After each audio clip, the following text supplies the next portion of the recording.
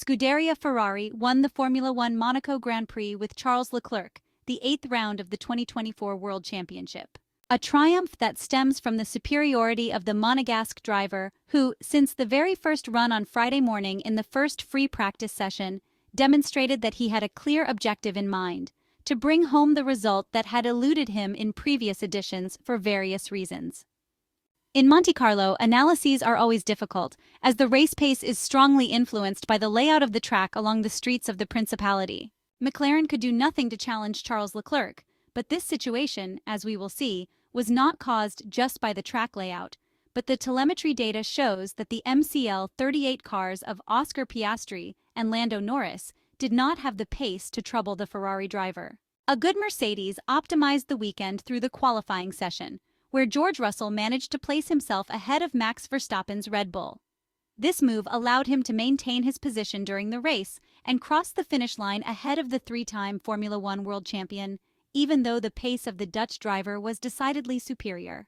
To start our usual analysis, let's consider the performance of the drivers in the various sections of the Monte Carlo circuit, keeping in mind the average speed of the cars. The first laps of the Monaco Grand Prix saw a very conservative attitude from all the drivers, with Charles Leclerc leading the pack and setting the pace. Valtteri Bottas, after making the first pit stop with a clear track, was able to lap 3 seconds faster than the leading drivers. This factor indicates how much the top drivers at the front were conserving their tires. On the other hand, completing 75 laps with the same type of tire was not a given, even if we are talking about the white-banded Pirelli. First of all, we can say that at the casino corner, McLaren drivers Lando Norris and Oscar Piastri obtained slightly better references compared to the two Ferrari drivers, who were more focused on managing the tires at this specific point of the track. Max Verstappen and the two Mercedes drivers, on the contrary, obtained lower average results. The reason is simple: the continuous tire management that George Russell had to undertake to finish the race with the medium tires, a compound which, as we know, is more performant than the hard, but at the same time is more subject to degradation. In the slow section at the beginning of the second sector, it is evident how Lewis Hamilton and Max Verstappen exploited the additional grip guaranteed by a softer compound in order to achieve better average speeds. The performance was a bit slower for the two Ferrari drivers, who, as mentioned, were using the slowest sector of the track to slow down the pack and keep it compact. A key factor, as we analyzed in the video related to last Sunday's race, was precisely to close the pit stop window to Lando Norris compared to the Mercedes W15 of George Russell.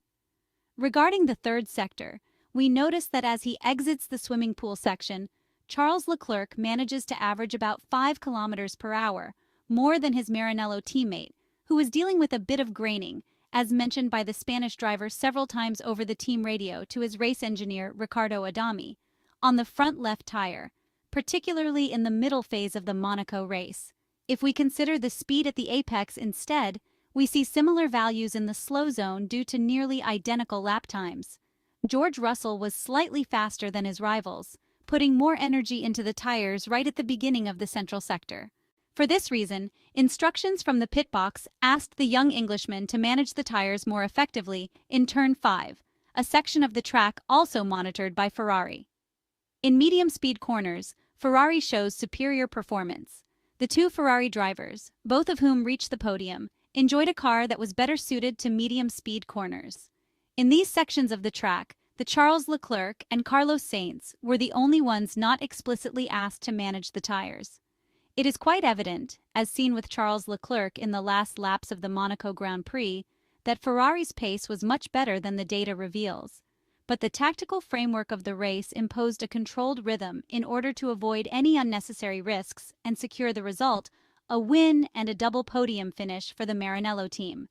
In corners 3 and 12, no significant differences are noticed. The four leading drivers achieved slightly better performance thanks to the higher pace they maintained during the race. Finally, let's analyze the speed values before turn 1. Among the top drivers, only Lando Norris, Oscar Piastri, and Carlos Sainz used the drag reduction system multiple times. In general, the benefit of the movable wing was not significant, allowing Lando Norris and Carlos Sainz to gain 8 km per hour, and only 3 km per hour for Oscar Piastri. These cars are the most efficient even with the wing closed, benefiting from a slight slipstream from the cars ahead. At the same time, Charles Leclerc and George Russell showed better minimum speed at the beginning of the drag reduction system section, taking advantage of a car more adept at corner exit. Scuderia Ferrari allowed Charles Leclerc to realize his dream, with a pace that was actually superior to what was shown on track. Now confirmations are awaited on other circuits, such as the next one that will host the upcoming round of the 2024 Formula One Championship, the Circuit Gilles Villeneuve in Canada, which will undoubtedly provide much more relevant data, more in terms of the overall competitiveness of the cars. The points gained by Charles Leclerc and Carlos Sainz last weekend in Monaco have partially reopened the fight against Red Bull for both Formula One championships. Only the upcoming races will tell if the updated SF-24 single-seater will be up to the level of the Austrian car at more tracks, and if dreaming will once again be permissible for the Ferrari fans. For now, we should still celebrate the amazing performance which Ferrari achieved last weekend.